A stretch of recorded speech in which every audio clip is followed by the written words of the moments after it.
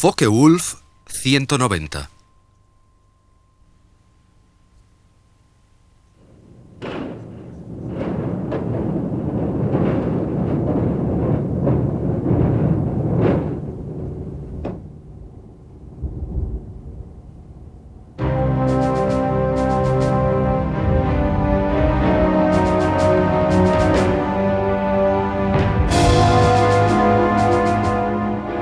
Justo en las afueras de Phoenix, Arizona, se encuentra el Museo Champlain de aviones de caza, que cuenta con una magnífica colección de aviones históricos.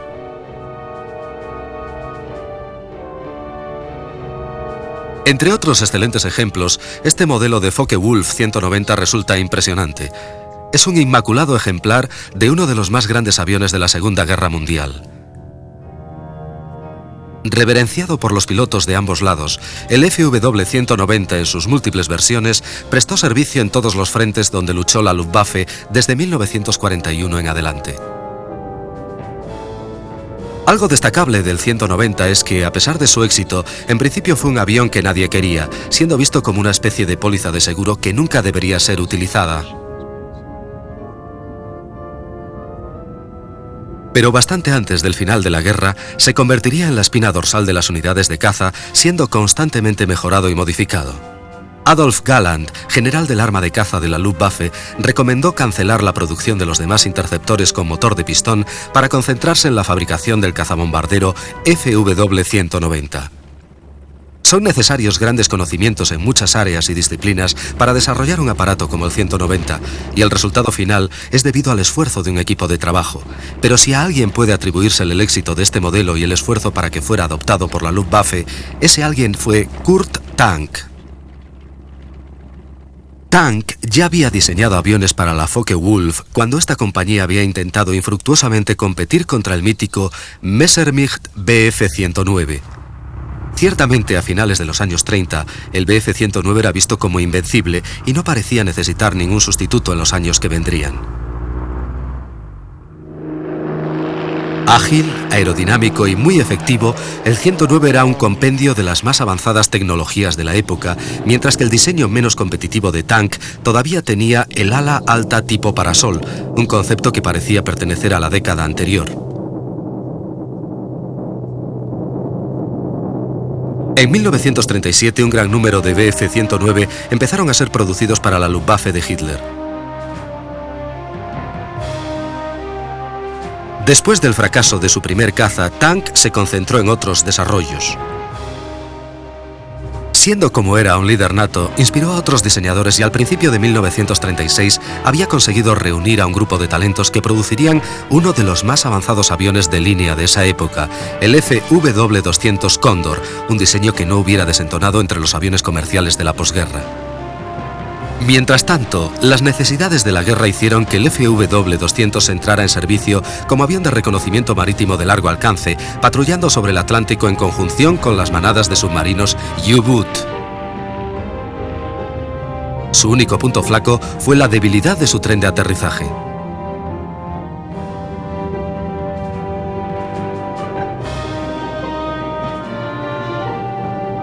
Otro ejemplo de la creatividad de Tank fue el Focke-Wulf 189, apodado el Búho, un bimotor triplaza de reconocimiento y apoyo directo cuya célula acristalada recordaba un invernadero volador.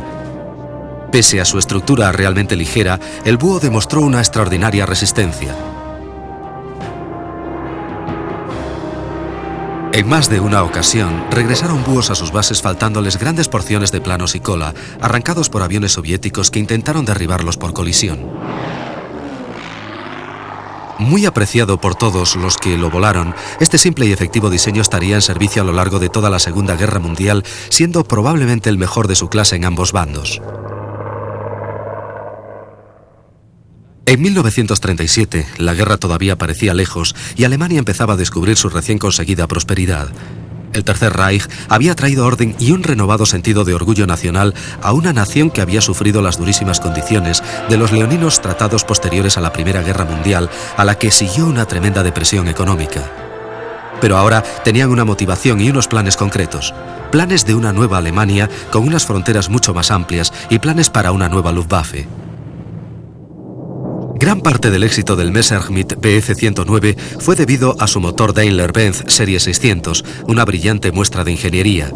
Tenía una configuración de 12 cilindros en V invertida dispuestos en 2 líneas. Este diseño seguía las tendencias de la época, que consideraban que un motor largo y estrecho ofrecía una silueta más aerodinámica que permitiría al avión ser más rápido. La serie 600 fue utilizada también en el caza bimotor Messerschmitt Bf 110, ofreciendo las mismas ventajas de baja resistencia al avance que permitía ganar velocidad, ya que el diseño de un caza es una continua lucha por obtener mayor velocidad.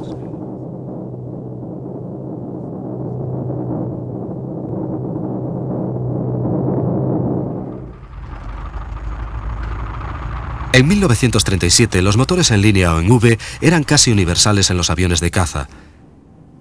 Los Hurricanes ingleses utilizaban el Rolls-Royce Merlin, que proporcionaban la misma combinación de un motor potente en un fuselaje aerodinámico. Este es el Boeing 141, un diseño americano de antes de la guerra que no sería finalmente aceptado, pero del que se vendió un ejemplar a Japón. Posteriormente se afirmó erróneamente que este modelo sentaría la base para los propios diseños de cazas del Imperio. En vez de un motor lineal, empleaba el concepto del motor radial refrigerado por aire, cuyos cilindros estaban dispuestos formando una estrella alrededor del eje del cigüeñal. Menos aerodinámicos que los lineales, los motores radiales o en estrella fueron pese a todo muy populares en la Armada americana, debido a que resultaban más fiables y no necesitaban la complejidad añadida de un radiador. Además, resultaban más cortos y así un mayor número de aviones podrían ser transportados en las cubiertas de los portaaviones. La compañía Pratt & Whitney en particular continuó con el desarrollo del motor radial como una alternativa a los más estilizados motores lineales refrigerados por líquido. Pero aparte de la US Navy, su principal empleo fue en aviones comerciales o en bombarderos, donde la velocidad no resultaba tan crítica.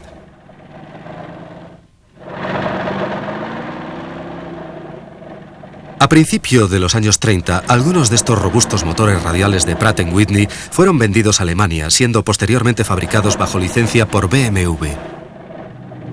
A pesar del éxito del Messerschmitt Bf 109, seguía habiendo quienes en la Luftwaffe insistían en la necesidad de un segundo modelo de caza. Daimler-Benz sencillamente ya no podía producir más motores y por esta razón se aceptó un diseño de Focke-Wulf como respaldo, ya que utilizaba un motor radial de BMW del que existía una menor demanda.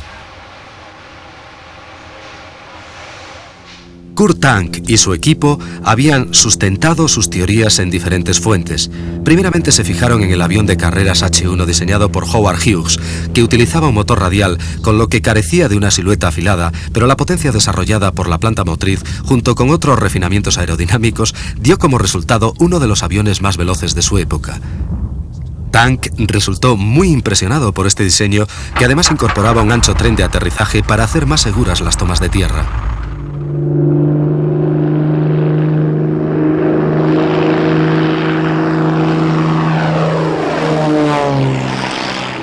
Hughes voló personalmente el H-1, pulverizando muchos récords de velocidad, demostrando que había situaciones en que unos cuantos caballos de potencia extra podían compensar la falta de aerodinámica.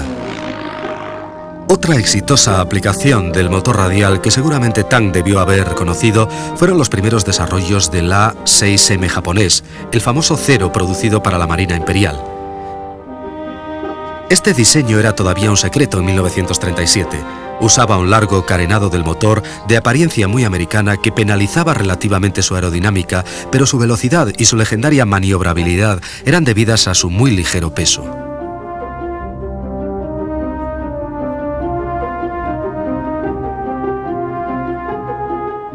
Esta reducción de peso tenía un precio. Los pilotos de los Zeros no contaban con ningún tipo de blindaje de protección, al contrario que la mayoría de los otros cazas, que disponían de pesados mamparos metálicos a prueba de balas. Otras características también fueron sacrificadas, como los depósitos de combustible autosellantes, que hubieran podido dotar a los Zeros de mayor seguridad a cambio de un incremento de peso.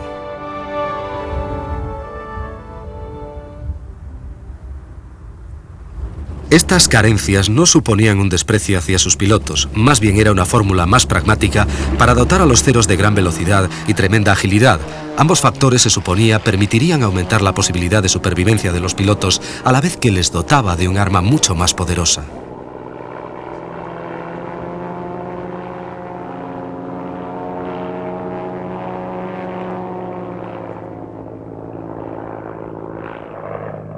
La fórmula del cero fue un éxito y demostró que con un poco de imaginación era posible emplear motores radiales y además obtener altas velocidades. La cuestión era cómo realizar esto en un avión completamente metálico y respetando las medidas de seguridad modernas.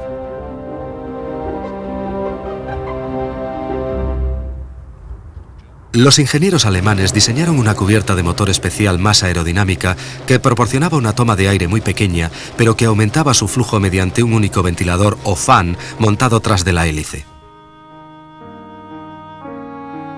La disposición del habitual carenado del motor, desarrollada por científicos americanos, era usada en todo el mundo. Resultaba bastante efectiva, pero no había duda de que reducía la velocidad. El avanzado diseño que Kurt Tank adoptó para su nuevo caza parecía suponer un gran paso adelante, pero pese a todo, existían graves dudas acerca de la eficacia del fan auxiliar debido al pequeño tamaño de la toma de aire en relación con el tamaño del enorme motor BMW.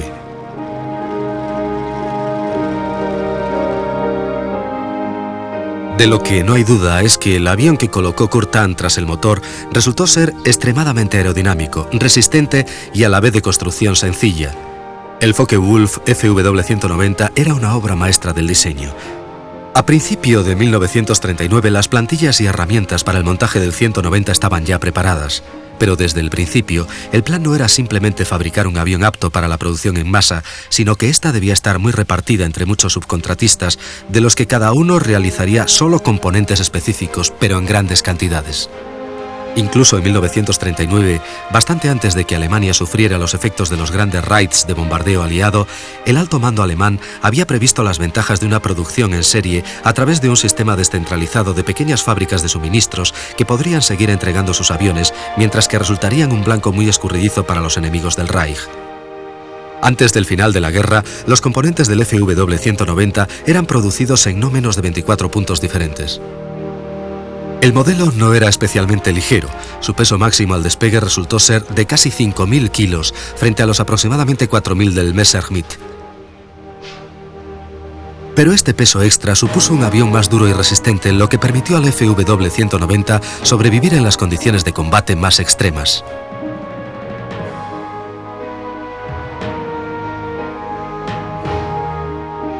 Pero la gran duda permanecía. ¿Podría la mayor potencia del motor radial de 18 cilindros BMW 193 compensar el peso extra y la mayor resistencia aerodinámica del diseño del Focke-Wulf frente al más ligero y esbelto Bf 109? Dado que la totalidad de la producción disponible de motores en línea para aviones de combate había sido asignada a la compañía Messerschmitt, Kurt Tank no tuvo otra opción que diseñar su producto basándose en la menos popular tecnología de los motores en estrella. Cuando el prototipo estuvo casi acabado, muy pocos imaginaban que sería el primero de una larga serie de casi 20.000 FW-190. Otra diferencia con el Messerschmitt era que en el Bf-109 las alas eran dos piezas separadas que se unían al fuselaje mediante un solo larguero.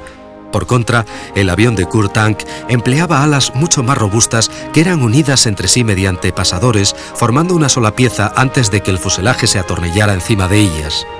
Además, las uniones eran carenadas mediante unas placas aerodinámicas que aumentaban la rigidez y la velocidad.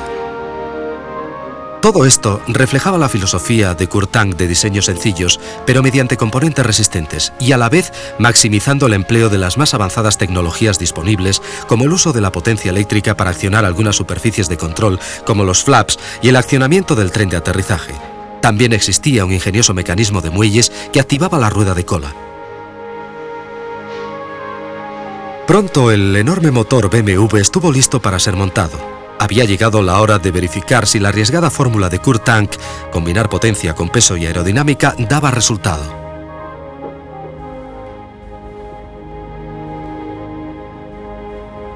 El 1 de junio de 1939, con el piloto de pruebas de Focke-Wulf Hans Sanders a los mandos, el primer 190, conocido como V1, carreteó por la pista del aeródromo de Bremen para poner a prueba aquella teoría.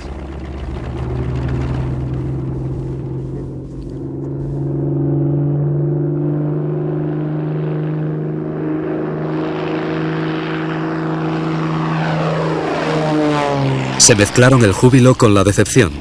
Sanders pronto descubrió que el 190 disfrutaba de una excelente maniobrabilidad y que la potencia extra compensaba de sobra el exceso de peso, pero el sistema de refrigeración sencillamente no funcionaba. Dijo que era como volar con los pies dentro de un horno, comentando los inconvenientes derivados del mal funcionamiento de la cubierta del motor. Pero a pesar de que este problema debería ser resuelto, el concepto básico de un equilibrado diseño aerodinámico, impulsado por un poderoso motor y con un robusto y ancho tren de aterrizaje, resultó ser un éxito.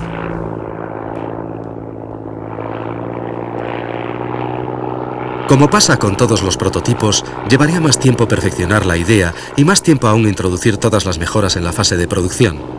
A mitad de 1939, la Wehrmacht necesitaba imperiosamente tiempo para perfeccionar su material militar, lo que produciría una de las mayores charadas de la historia, el pacto de no agresión entre Rusia y Alemania.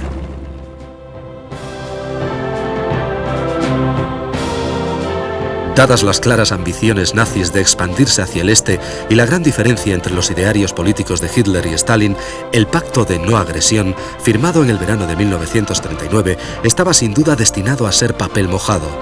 De hecho, ambas partes lo emplearon como un respiro, una tregua tácita que Rusia empleó en consolidarse y Alemania en comenzar su avance hacia el este.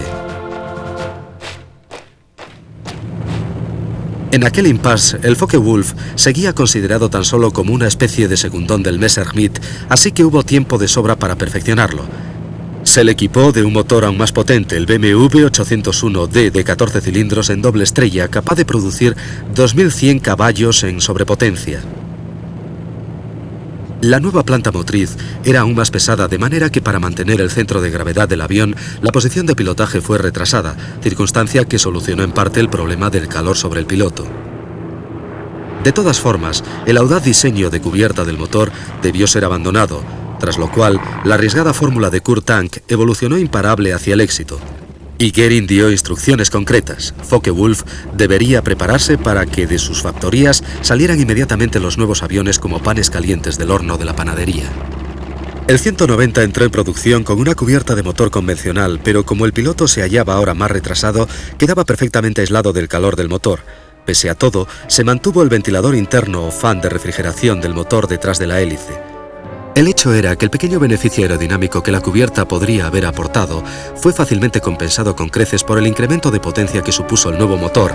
El radial BMW 801 contribuyó enormemente al éxito de los primeros modelos del 190. Además proporcionaba al piloto un enorme escudo contra los ataques frontales y menos riesgos mecánicos, pues al ser refrigerado por aire no tenía las complejidades del sistema de radiadores. También tenía ventajas en accesibilidad. Los equipos de tierra podían alcanzar muy rápidamente cualquier rincón de la planta motriz, haciendo más rápidas las reparaciones.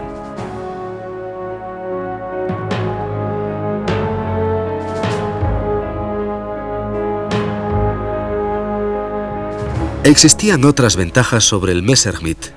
El FW-190 tenía una cabina elevada que ofrecía al piloto una perfecta visibilidad en todas direcciones, ya que en una emergencia la cubierta transparente podía ser volada mediante unas cargas explosivas. La atención por el detalle introdujo otros refinamientos en el FW-190 como un indicador exterior del nivel de combustible y paneles de recubrimiento a bisagrados para que los equipos de tierra pudieran tener un acceso más fácil y rápido a los cables y poleas de mando.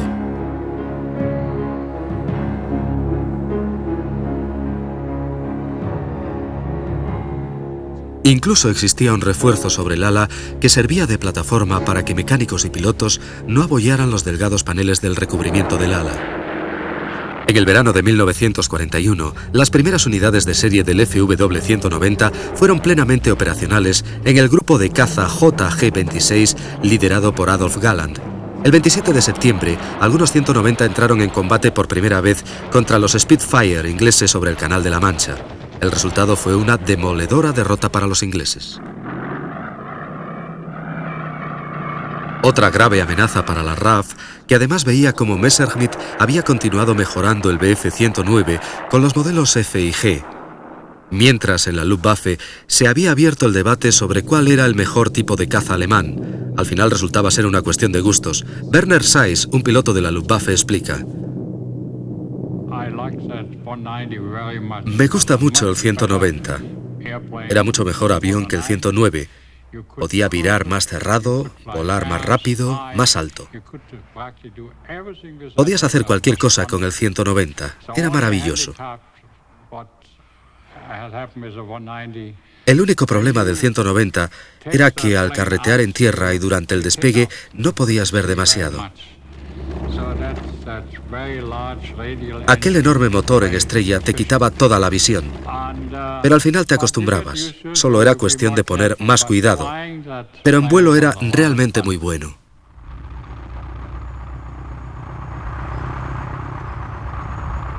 Pero no todos los pilotos de la Luftwaffe aceptaron el diseño de Focke-Wulf, incluso a pesar de que el Messerschmitt tenía un tren de aterrizaje muy estrecho que hacía difícil su control y una carlinga extremadamente pequeña. Todavía seguía siendo la primera opción de muchos pilotos, incluyendo al general Günther Rall.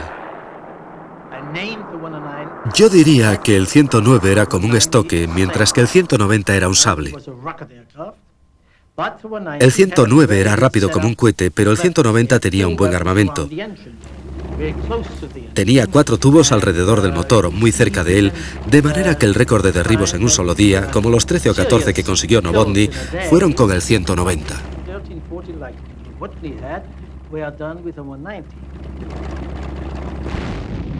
Pero Novotny consiguió la mayor parte de sus derribos sobre Rusia.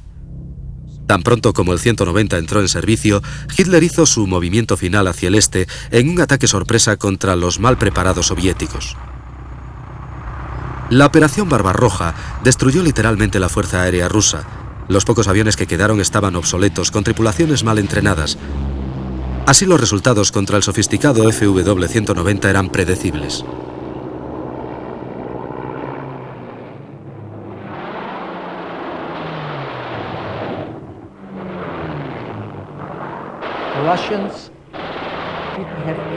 Los rusos no tenían ninguna experiencia. Los pilotos no tenían entrenamiento en tácticas de combate, volaban con equipos muy obsoletos, incluso de la Guerra Civil Española. El núcleo de sus cazas lo comprendían el I-16 Rata y el I-153, que era un biplano. El resultado fue que ellos sufrieron unas pérdidas tremendas.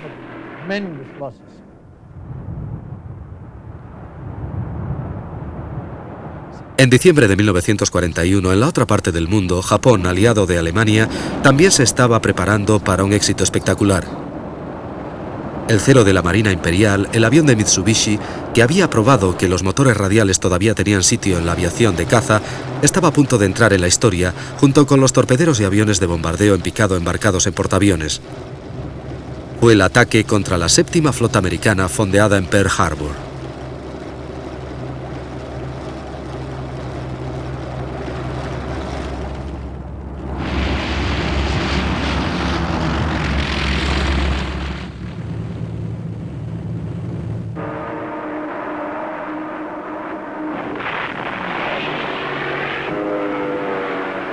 Al no encontrarse los portaaviones en el puerto, el ataque resultó impresionante, pero no definitivo. Y fatal para Alemania. 24 horas después del ataque, Hitler declaraba la guerra a los Estados Unidos. Al hacerlo, acababa de sellar la suerte del Reich. La capacidad productiva de América era enorme y solo unos meses después, a comienzos de 1942, hordas de enormes bombarderos cuatrimotores como el Boeing B-17, Fortaleza Volante, despegando desde bases en Inglaterra, empezaron a desarrollar la teoría del bombardero estratégico a gran altura. Empleando potentes turbocompresores, los B-17 operaban sobre Alemania en el enrarecido aire por encima de los 10.000 metros, donde el motor radial de los FW-190 estaba al límite de sus posibilidades. Ahora, a la defensiva, la Luftwaffe necesitaba un interceptor de alta cota, un avión que usualmente empleaba motores lineales como el Daimler-Benz, que todavía seguía monopolizado. Pero Kurt Tank resolvió el problema de una manera diferente.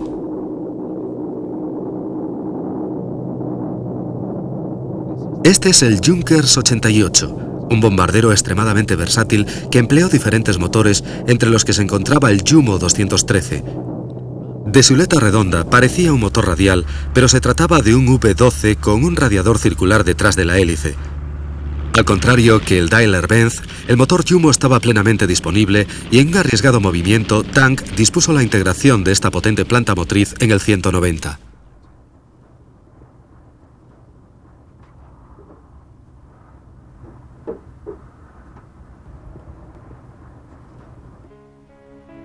Con esta combinación de un motor de bombardero en la célula de un caza, Focke-Wulf empezó a desarrollar el que bien pudiera haber sido el mejor caza a pistón de la Segunda Guerra Mundial.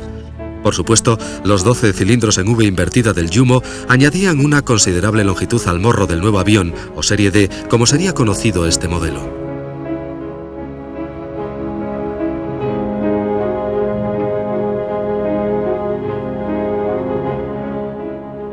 El incremento de potencia y la capacidad de volar a gran altura convertirían más tarde al FW-190 de morro largo en el más respetado de todos los cazas alemanes.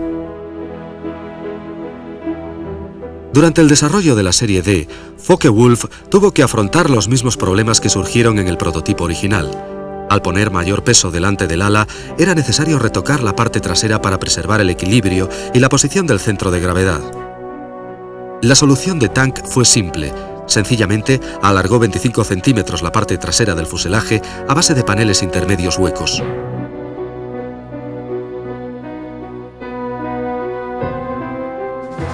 El resultado final, con el morro y la cola alargadas, hizo que la serie D fuera más afilada, más aerodinámica y aproximadamente 1,5 metros más larga que la versión básica original.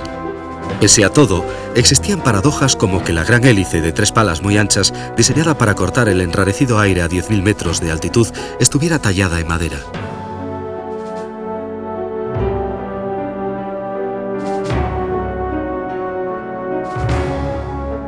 La serie D disfrutaba también de muchas de las características ampliamente probadas en el diseño original de 1940. Las alas, cabina y el tren de aterrizaje eran los mismos que en la versión de morro corto con motor radial y que todavía seguía en producción. Ambos tipos empleaban el mismo sistema de control de vuelo extremadamente avanzado para su época. Todos los 190 tenían superficies de control de vuelo operadas eléctricamente, lo que eliminaba el engorro de transmisiones mecánicas, poleas y sistemas hidráulicos, usando en su lugar delgados cables eléctricos que transmitían bajo voltaje a motores eléctricos que accionaban las superficies. Estos cables estaban menos expuestos a los daños producidos por el enemigo. Debido a ello, la batería resultaba un componente vital e iba alojado en un compartimento blindado tras el piloto.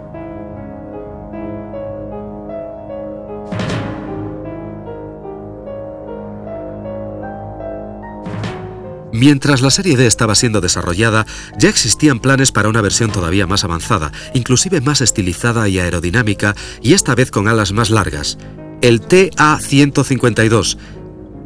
Este modelo llevaba la inicial T en honor a su diseñador, en lugar del de la compañía que lo fabricaba. Un extraño privilegio dentro de la nomenclatura aeronáutica y único en el caso de Alemania. Pero estaba claro que Kurt Tank no era un diseñador cualquiera.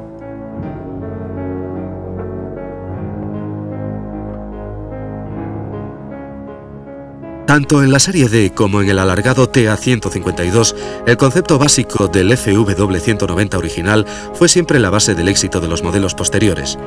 Allá en 1937, Focke-Wulf había empleado criterios de diseño simples que resultaron más que adecuados para las siguientes fases de desarrollo.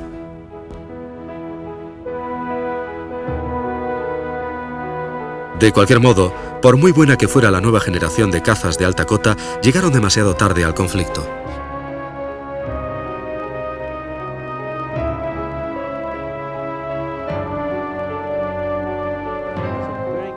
Era un avión realmente bueno, con una buenísima visibilidad, con un motor excelente a grandes alturas, pero llegó demasiado tarde, así que no produjo ningún cambio decisivo para el desenlace final. Además, los avances de los rusos estaban cambiando la situación en el este. Fue una sorpresa para nosotros el descubrir que ellos habían sido capaces de establecer una línea de producción fuera del alcance de nuestros bombarderos, que estaba detrás de los montes Urales, o cerca de ese área, y de la que salía una enorme cantidad de aviones.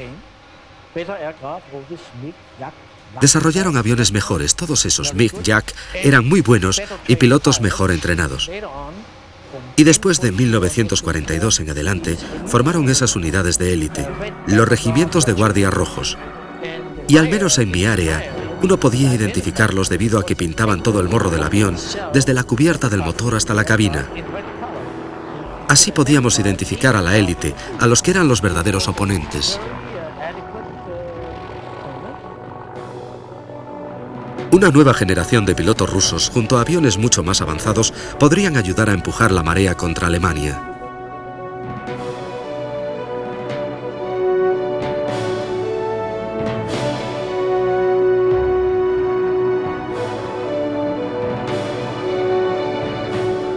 Pero todavía el 190 tenía que alcanzar el límite de su versatilidad. La campaña rusa había demostrado que el modelo básico de ataque a tierra alemán, el Stuka, estaba completamente obsoleto. Como el Messerschmitt 210, que era el reemplazo previsto, no llegó a materializarse, el fiable 190 fue elegido como sustituto. Aunque no hubiera sido específicamente diseñado para este cometido, era lo suficientemente flexible como para dejarse adaptar eficazmente. La versión de ataque del 190 serie F era básicamente igual que la versión básica de morro corto y motor radial, a la que se le había instalado unos puntos de anclaje extra, reforzados para montar cargas de bombas bajo las alas y el fuselaje. El resultado fue un diseño básico de avión de caza con la capacidad de transportar bombas cuando fuera necesario utilizarlo como avión de ataque.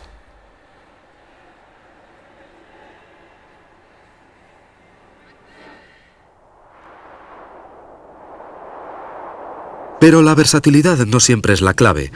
La guerra en el este continuaba y los pilotos alemanes tenían ya que competir contra aviones rusos muy especializados, como el Ilyushin IL-2 Stormovik, que se reveló como un verdadero problema para los cazas FW-190. El IL-2 era un avión condenadamente bueno, muy duro de derribar porque estaba pesadamente blindado tanto por debajo como por detrás. Además tenía un artillero que disparaba hacia atrás, con lo que hacía muy difícil el que apuntaras con precisión suficiente como para derribarlo. Y era corriente que muchos pilotos de FW-190 descargaran completamente toda su munición y a pesar de eso los IL-2 seguían volando. La incapacidad de los cazas alemanes para neutralizar aviones soviéticos como el Stormovik influyó ciertamente en las batallas de tanques del frente oriental. Estos duelos entre blindados fueron decisivos en la campaña rusa.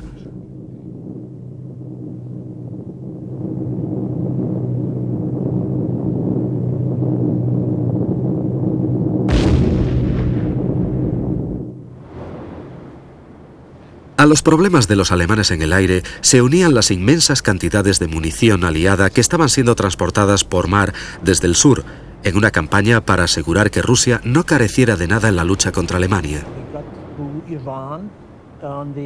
Ellos mandaron al Iván mediante el programa de préstamo y arriendo.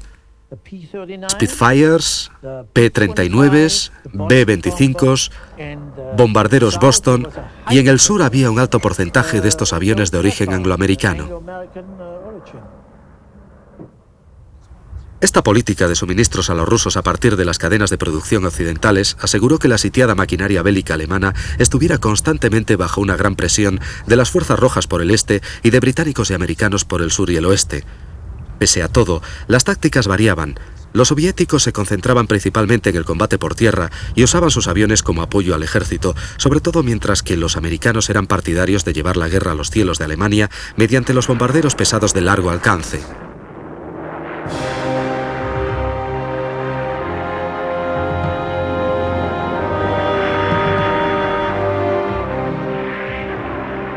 A finales de 1944, los bombardeos diurnos americanos estaban presionando mortalmente a las defensas de caza de la Luftwaffe.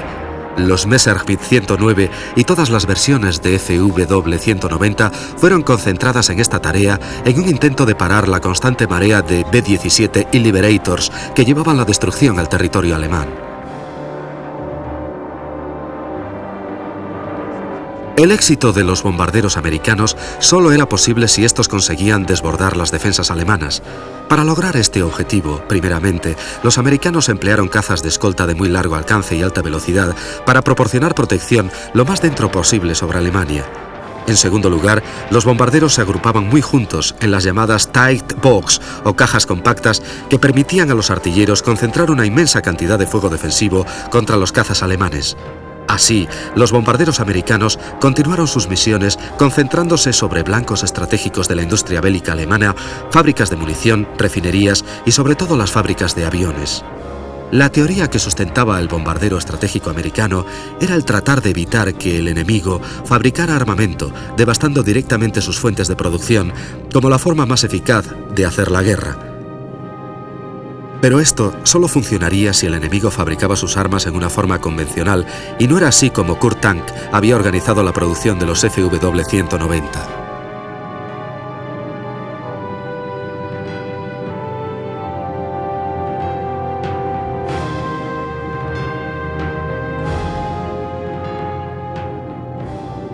Los cientos de subcontratistas que se desperdigaban a lo largo de toda la nación consiguieron incrementar el suministro de componentes a pesar de los ataques de los bombarderos, de manera que el flujo de los nuevos FW-190 continuaba saliendo de las líneas de producción para desesperación de los estrategas americanos.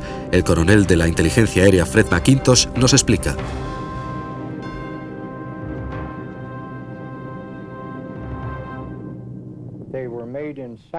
Lo construían por secciones en pequeñas factorías, los montaban en los aeropuertos y después los aviones podían volar directamente desde allí, o bien ser remolcados por carretera hasta donde se les montaba el motor y cosas así.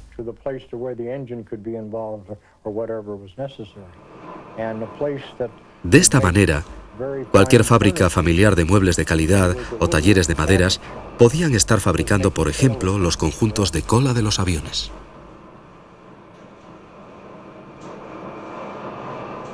Así, la octava Fuerza Aérea tenía que vérselas contra una red muy bien organizada de fábricas instaladas en talleres y casas de campo y que era casi imposible de identificar como blancos estratégicos. Estas pequeñas factorías podían trabajar casi impunes frente a los atacantes de la octava Fuerza Aérea. El hecho de que esta organización fuera tan eficaz se debe a la idea original de Kurt Tank de subcontratar y diversificar los elementos de la producción del 190 lo más posible.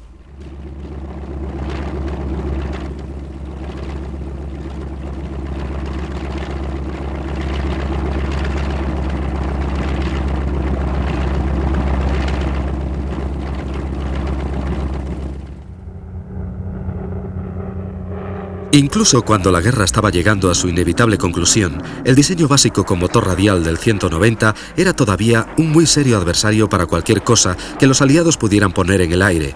Los diseños aliados se habían ido perfeccionando. Aviones como el Republic P-47 Thunderbolt, que también había sido basado en un motor radial, llegaban cada vez en mayor número y con pilotos mejor entrenados.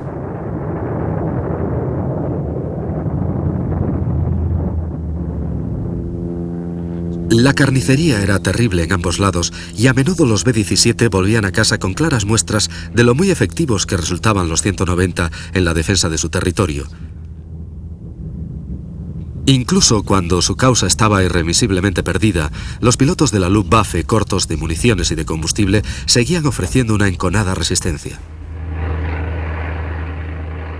Pero los raids de bombardeo continuaban las 24 horas mientras las defensas alemanas iban deshaciéndose lentamente. Al pueblo alemán solo le quedaban ruinas de un Reich que se suponía iba a durar 1000 años.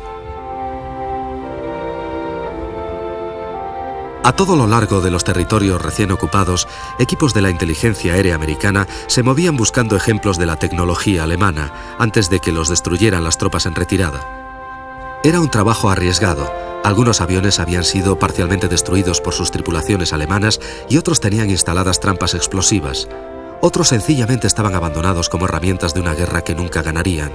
De esta manera, la inteligencia aliada obtuvo un buen número de FW-190 que fueron examinados y comparados con otros aviones aliados.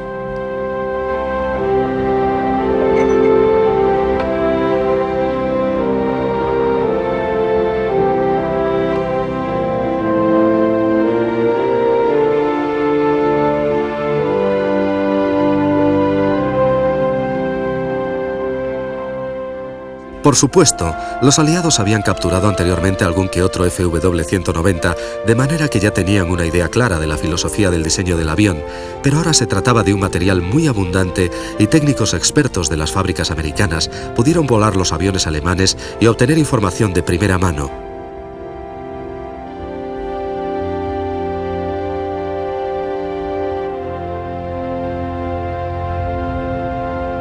Hombres como el jefe de pilotos de prueba de la compañía Bell, Jack Bulliams.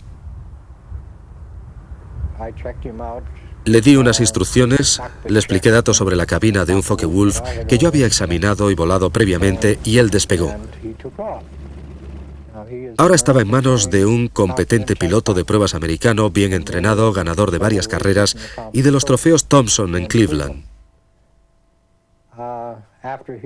Después de que despegara, yo me volví a trabajar con la tripulación de tierra cuando pasó Jack Bulliams en el Focke-Wulf a unos 30 a 35 pies a ras de suelo. Se abrió sobre el aeródromo, tiró del avión y le hizo realizar unos cuantos toneles antes de alejarse mediante una increíble trepada en candela.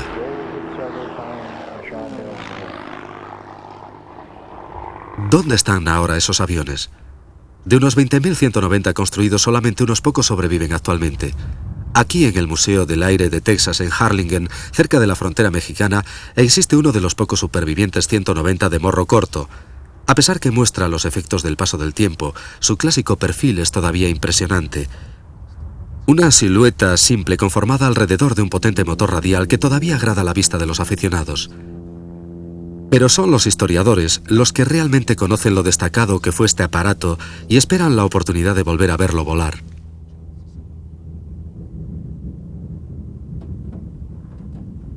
Tendrán que esperar algunos años antes de que este 190 tejano sea reconstruido de acuerdo a los niveles de calidad originales, pero mientras llega ese momento, las mismas y bellas proporciones se pueden ver a veces sobre los azules cielos de Texas. David D. Jones, restaurador de aviones, nos habla de su pasión y del curioso avión que ha construido.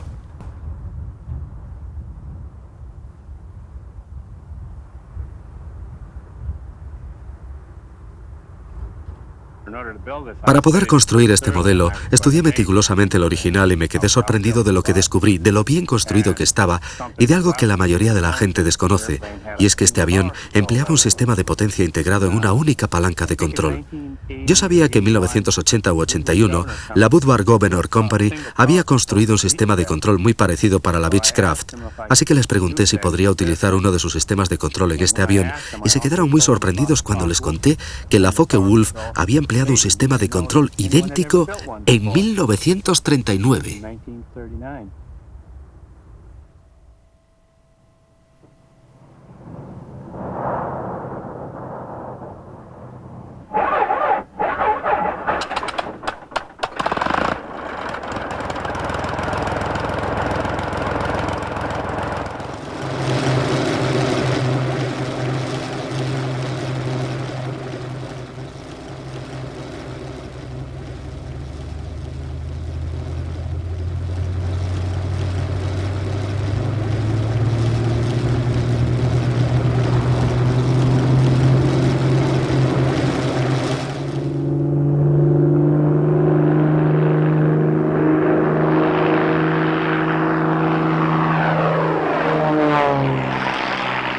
Esta réplica del 190 construida por Jones está realizada a 3/4 de escala y por supuesto el motor es diferente, pero todas las proporciones son exactas, así que esta sobresaliente reproducción vuela de la misma impecable manera en la que el original se hizo famoso y en la que los pilotos de la Luftwaffe lucharon por toda Europa.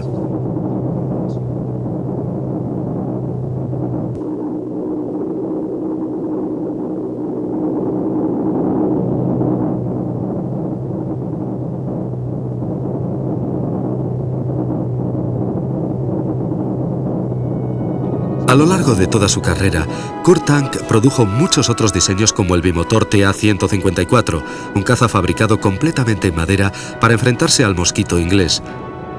Después de la guerra quedaban pocas oportunidades para él en su patria, así que emigró a la India, donde sentó los cimientos de la industria aeronáutica de ese país, introduciendo la tecnología de los motores a reacción.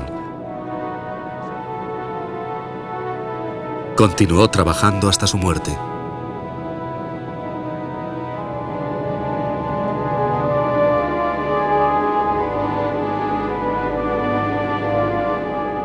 Famoso por los muchos logros de una vida muy productiva, el elemento más sobresaliente de la creatividad de Tank será siempre el Focke-Wulf 190. un avión que fue encargado como un simple respaldo para el Messerschmitt 109 y que solamente fue autorizado a entrar en producción porque usaba uno de aquellos impopulares motores en estrella. Los ingenieros alemanes trabajaron para encontrar la forma de solventar los problemas de los motores radiales y, a pesar de los fallos con la cubierta aerodinámica del motor, consiguieron una solución de compromiso donde la potencia extra permitió compensar los problemas de origen aerodinámico. Los motores radiales superaron todas las críticas y fueron posteriormente adoptados tanto por los fabricantes de aviones de caza americanos como por los ingleses. El FW-190 esculpió su nombre en la historia militar como uno de los más grandes aviones de combate del mundo.